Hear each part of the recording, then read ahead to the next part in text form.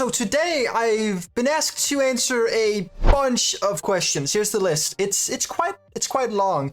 And to help me out, I've actually made a little note block right here where all of the questions are lined up one by one. So we're gonna go ahead and click off all of these. Now, one thing that is all these questions have in common is they are all button related. What we're gonna do is we're gonna go ahead and create a button. First of all, we're gonna get a screen GUI, and for the sake of easy, we're just gonna create a frame. We'll pull it down. We're gonna create a bunch of buttons on this side out here. Of course, we're just gonna start by, hold up, let me just get this out, scale that and make this invisible. We're gonna place everything at the center. Then we're gonna grab a text button. And what we're gonna do, we're not gonna do anything too fancy. We're gonna make it look a little bit less bad, okay? We're gonna add a stroke to it to make the, well, I was gonna say outline. Can we get some, hold on. I need to select the stroke itself. It needs to be border, and then we need to make it like 3. Then we need to make a corner, which will make it a little bit more round. And then we're turning it blue, light blue, like so. And this button right here is going to be the first of many. Okay, this is going to be the how to unanchor the map. Okay, cool. So we're just going to call these buttons random things. Now, a lot of these things I'm noticing are, for example, how to unanchor the map. This is a pretty, this is a server-side task unless you don't want everyone else to experience it. How to change everyone's avatar. Again, server side. Change the sky. Server side. Changes my avatar. I have a character. It's a server side, client side-ish mix, I guess. How to make a button that gives me a weapon. Server side. How to make a button that freezes all. I don't entirely know what this means, so I'm gonna remove this. Also, it might be a little bit too difficult for just this one video. If he means, you know, freezing time. That kicks all. Well, that's easy. Makes a button that flings someone to the Nullzone. I don't know what Nullzone is. Hold on, let me just look it up. Okay, I now understand what the Nullzone is. Now, this is really just a question about teleporting people outside of certain parameters, so we can do that. And how do you make a button that jump scares people? I'll comment more questions on your next shorts. By the way, how do you make a button only visible to me? Well, we'll get around to that. First of all, we're gonna tackle the top one. We're gonna tackle the unanchor map, you know, that thing. And for that, we're gonna need a client script. Let's see, a client script, and we're gonna need a server script, okay? So the server script and the client script right here. The client script is gonna need an event to communicate to the server script. So we're gonna make a remote event. We're just gonna not rename it, okay? We're not gonna rename it. This is just gonna be our communication, the thing that tells the server what it wants to do. This is not always the safest way to do things, but in this case, it's just, yeah, you know, that thing. So what we're gonna do is we're initially just gonna say event equals script.parent.remote event. Okay, we're gonna do this in both scripts just so we have a reference of it. And we're gonna say event.onClient event connect function. Actually, no, that's entirely wrong because we need to do it on the server here. Event.onServer event connect function, and the first parameter that's passed through is the player. And the second one that's passed through is gonna be the action name. So this is gonna be the name of the action that we want to execute.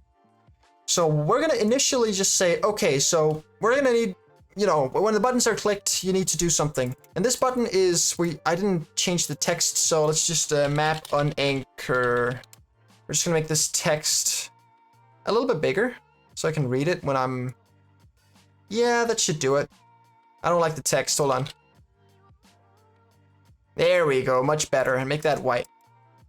With another stroke that is contextual. So that goes all the way out to the sides. Usually I do some counter to this by putting a text label inside of this button, but not in this case. So we're gonna go into the local script and we're gonna say whenever the buttons are clicked, and this is all the buttons, okay? In script.parent.frame get children do. If button.class name is not equal to text button. So in the case that it's not a text button, which it won't be for this list, for example. Then it'll just continue. It won't even care. It'll just ignore it. So if the button is, oh right, I need to hold on, text button like that, and mouse button one click, connect, and then we're gonna connect a function that says event fire server, and we're gonna say button.name. So we'll pass through the event to the server, and I'm just looking at this real quick. Yeah, I'm pretty sure this is doable. I'm pretty sure that's good. I'm gonna hop over into the script, the server script rather, and now every time I click this button, it will fire a little thing on the server. Now I can do one of two things. I can make an if statement, like, you know, if action name is equal to, you know, map unanchored, then do this, right? I can do this, but this is what got Doki Doki Literature Club like totally eradicated by the programming community. Everyone hated on that game for a while. So what we're gonna do here is we're gonna say actions right here. Actions is gonna be defined by a string, which is gonna be a name, followed by a callback, which is gonna be a like this. It's not gonna have to return anything, but it's gonna have to be inserted, and the player has to be inserted into it. So what we're gonna do here is we're gonna say local current action equals actions current action name, like so. If not current action, then return. So if nothing happens, if it doesn't find the action that it's looking for, it'll just return. But if it does find it, it's just gonna execute it. Good. So we're gonna have one called map unanchor. This is gonna be equal a function with the player inserted. Now we don't really need the player for this one. We can just go ahead and say and then we look through all the items inside of the workspace. We're gonna say for part and this is gonna be a base part in workspace get descendants, and we're gonna go through and get everything. Okay. We're gonna say if part is a base part, then part dot anchored, sorry, equals false. That means the second I click the button, everything on the map is gonna be unanchored. Like, look at this. Okay, I'm gonna place a few parts right here, and they start out anchored. They unanchored. My bad. They start out unanchored, but if I select a few of them and I unanchor them real quick, I keep saying unanchor and anchor at the wrong times. If I anchor them, I click play. Now remember, everything is inside of the workspace. So if I click there, oh yeah, you didn't even see it falling because everything got unanchored at the same time. But you get the point, right? It started falling, and then yeah, no, that's it. I can try it again and just switch to the server. Yeah, there you go. And I fall with it. Cool, so that's the unanchoring part. Done. Moving on to how to create a button that changes everyone's avatar. Now, changing everyone's avatar, I'm not entirely sure what you mean by changing everyone's avatar. Oh, we need some padding on this. 0.02. Oh, that's pixels, sorry. 0.02, like so. Maybe 0.3, like so. Okay. So we're gonna make another one of these. We're gonna call it change characters. Change characters. Now, what this is gonna do is we're basically just gonna change the skin color of every character to a random color in the rainbow. Now, what we're gonna do is we're gonna pass through every single player in the game. Game.players get children. And then we're gonna say if player dot character, actually local character equals player dot character. If not player, if not character, then continue, like so. Then we're gonna say character get children. Hold on, I'm pretty sure there's a better way to do this. Yep. If part is a base part, then, and now we're gonna select a random color at the beginning of each player. So we're gonna say local random color equals color 3 dot, we can't just say new and then we do math dot random. And we do this like 3 times, because method random chooses a number between 0 and 1, but just with immaculate precision. And then we're gonna say the part.color equals random color. I'm pretty sure I don't need color 3. No, color? Okay, good. So if I click play right now, that should just color my character every single time. Now this also works on all characters. I can show that real quick. Now look, I'm player 2 at the moment, and I click change characters, and everyone gets like a little bit of a weird color here. And notice that it's a different color for each avatar, which is a little bit of a funny side thing. I can also make them all the same color if I simply, hold on, let me shut down all the servers here. If I simply switch this thing right here, if I take this and I just move it up here, it'll be the same color for every single character. But seeing as I put it inside of the character loop, it will, you know, randomize every single character. I can also make it for every single part. I just have to place it inside up here. But then again, that would look a little bit silly, people being every single color of the rainbow at the same time. That's that one. Done. Moving on. One that changes the sky. Easy peasy. First of all, you go ahead and find a sky you like. Do that in the toolbox. Like, look at this. Realistic sky. Put this in there, and it pops right into realism right there. Now, the realistic sky right up here is currently in the right position to be applied, but we can also move it out of the way. So we're going to move it straight into the script because we don't need it anywhere else right now. So what we're going to do is we're going to say local sky equals script.realistic sky, like so. Now, it's a little messy up here, but you can clean it up yourself if you want to. You can go ahead and find the game to be copied in the description. Change sky will be like so. We'll make a button for it. Change sky. Change sky will basically do one thing. If sky.parent is equal to or game.lighting, then sky.parent equals script. Else sky.parent equals game.lighting. Perfect. So basically it will switch the sky around. Like so. And we can also use all the other buttons in the meantime, and unanchor the map and change the characters while we fall and we die. Now, that being done, it's the weapon one. Well, usually I would advise you make your own weapons. I'm gonna grab something from here. And by making your own, I mean coding them yourself. I don't specifically mean... Oh, yes, I am very well aware that this tool... No, I do not want to put it in the starter pack. The machete! Look at that. So this probably has a bunch of scripts. I don't want to touch it. I'm just dropping it inside of the script. Now, remember, you just need this somewhere. You can find it, but at the moment, inside the script is fine. So we're gonna say this button right here, the bottom one, is gonna be give weapon. Give weapon. And give weapon equals function. Now we need the player, okay? We need the player because local character equals player.character. If not character, then return false. I don't have to return a variable. It doesn't do anything with it anyways. So what we're gonna do is weapon copy equals script dot machete clone, and we're gonna say weapon copy dot parent equals character. Now this is gonna give it directly into the character. We can also do this a little bit better. Hold on, I clicked the wrong button there. We can remove this entire character part, and we can just directly insert it into the player.backpack. Now this will make it available to equip. If I click give weapon, it shows up in the bottom there, and you can go ahead and slash away, and I can give myself as many weapons as I want while I change my skin color and I change the sky to be a little bit more obnoxious.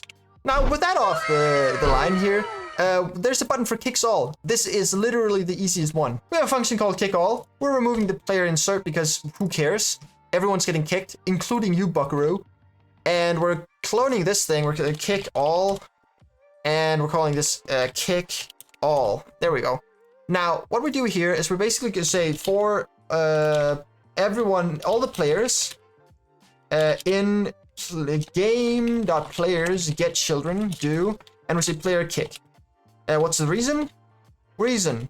No reason. Deal with it. There we go. So now we have a button that kicks people, including yourself. See, I stopped. I'm clicking the buttons. You can probably hear it. And you can see it says disconnected down here. But for some reason, it's not really working in Studio. Just trust me, you got kicked, okay? You can go ahead and try it out if you want to. That thing off the way. Just link someone to the null zone. All right, fine, I'll do that. So all we have to do, we're calling this the null zone, okay? Because I like the name. I really like the name. Null zone. There we go. Everything's in null zone, okay? So what it does is it just teleports you, okay? So we're gonna do the entire character thing again. Player.character, if not character, then return, like so. Saying character pivot 2, and then we need a vector 3 that is so far, like 50,000. What about? Yeah, 50,000 sounds fine. And we do 50,000 above the ground as well, and we do 50,000 like to the side as well. Now we need to check if this works. Unable to, oh right, because I'm using the wrong type here. We can change the vector 3 into a C-frame like so. Okay, clearly that's not far enough. So we're gonna need to add another 0 to this, exploring the bounds of Roblox. Like, look at that, he's jiggling, he's doing the thing. Okay, cool. So, I'm so used to like alt-tabbing to go somewhere. Now we're gonna put him at 5 million. 5 million. 5 million, 5 million. Let's see what happens. There you go. Happy Hanukkah. Now, I need to remove that one because there's the one with the... To move this, right. Jump scares people. Jump scares people how? Like, okay, we're gonna be a little bit creative and we're just gonna say jump scare. Okay, you guys can't hear these sounds, but they're absolutely horrible. Let me turn them on for you. There you go. You can participate. Okay, that's the one we're using. In all honesty, we don't need this to be on the server. I don't want it to be on the server, but here's the problem, right? We've decided our entire pathway to go into the server. So now I'm gonna have to just stick to that because I'm also gonna have a little bit of verification on the server to make sure that the people that are executing these commands are actually worth it. So we're gonna pop this thing right in there. We're gonna pop a jump scare sound in there, and we're gonna go get a picture as well, like so. And we're gonna go ahead and inside of this thing, we're gonna pop in an image label that is called a jump scare, like so. Now we're gonna make this the size of 1, which is just the entire screen. We're gonna make the background entirely transparent. We're gonna change the picture to this random thing I found, and we're gonna hide it. I kind of want to get this over with. So we're saying event.onClientEventConnect. And this is because... Actually, you know what? No. This is only going to be for the jump scare. So here we go. We're going to say jump scare right here. And we'll remove this because everyone's getting jump scared. You're not special. And we do this. Player in-game.players get children because we want to jump scare everyone. So we're going for the event and we go fire all. Actually, you know what? Fire all clients might just be better than doing that. And as soon as you fire all clients, the jump scare will commence. So it will be script.jumpscarePlay. And we're going to say for I equals 1 math.random between 1 and 7. Do script.parent.jumpscare.visible equals, and we're gonna say not this. So it basically just switches it a few times. Task.wait 0.4, and honestly we shouldn't do between 1 and 7. We should be between 6 and 9. And we do task.wait 0.1, like so. And then we say script.parent.jumpscare.visible equals false. So we turn it off afterwards. And the following result is that we don't have a button for it. But of course I knew that. We're gonna call it jump scare. Actually, no, that's gonna be the text. We're gonna call it jump scare. Okay, let's see how it works. It does not. And that is because I have accidentally hit a key somewhere that made that script error. Okay, I'm not enjoying that. Okay, that's better. See, it's not working. So, oh, it's because it's lowercase all the way through. Okay, see, now we're cooking with gasoline here. Let's see.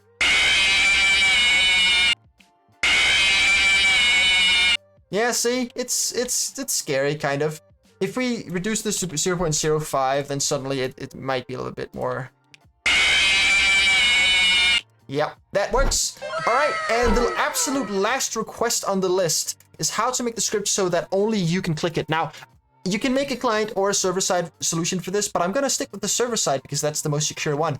Two things. One, first, we're gonna make an ID list, okay? So we're gonna say local ID list equals, and this ID list is gonna contain every single ID of every player that is allowed to use this function. Now, to make this more efficient for you to use, I would suggest using doing like this, making it into I'm pretty sure it's called a hash map. There you go, hash map. I was looking for that word. Now, we're gonna say if player.user_ID and axiomatic, that's a number. Okay, good. If not ID list and we have you on the ID list, then return end. So it basically just kicks you out. That's the first step. The second step is gonna be whenever the script boots up, we're gonna do the exact same thing. We're gonna say if, no, hold on a minute. So right down here, we're gonna say current player equals game script get first or find first ancestor of class player. Now, it's gonna repeat doing this until I find a player. If not current player, then we're gonna while not current player do task.wait 1. So it's basically just gonna loop around, and we're gonna say current player equals this, and it's gonna keep going, right? And this might not be great. You might want to add a timer to it so it times out, but this is just for, you know, educational purposes. So actually, seeing as it is for educational purposes, I will add the timer. So we're gonna add a counter. Counter plus equals 1, or the timer goes above or equal to, let's say, 30. So it waits for 30 seconds. Sorry, the counter. Why do I keep saying timer? That's ridiculous. Now, seeing as I have the current player, if current player, and this is gonna be a player guaranteed. If current player.user, why does this keep on defaulting to players? The user ID, if it's not on the ID list, then script.parent destroy, like so. So what's gonna happen here is I'm gonna join the game, the buttons are all gonna be there, and I can jump scare myself, and I can change the sky, and I can change the character, and give myself a bunch of weapons. I can unanchor the map, and then I can kick myself right before sending myself to the Nullzone, which I can't do when the server's not there, so never mind with that. But if I remove my ID from the list here, if I comment myself out, then it's just gonna not be there. It's gonna be gone. And that is it for today, and thank you very much for watching. I hope you guys will watch some of my shorts because they are also a source of great knowledge in certain cases. And leave a comment for anything that you might want to see in the future, because I want to do these with videos with custom requests and shit. This is all downloadable through the description. You can basically just go down there and grab the game straight off of Roblox. And yeah, so thank you again for watching, and have a nice day. Bye.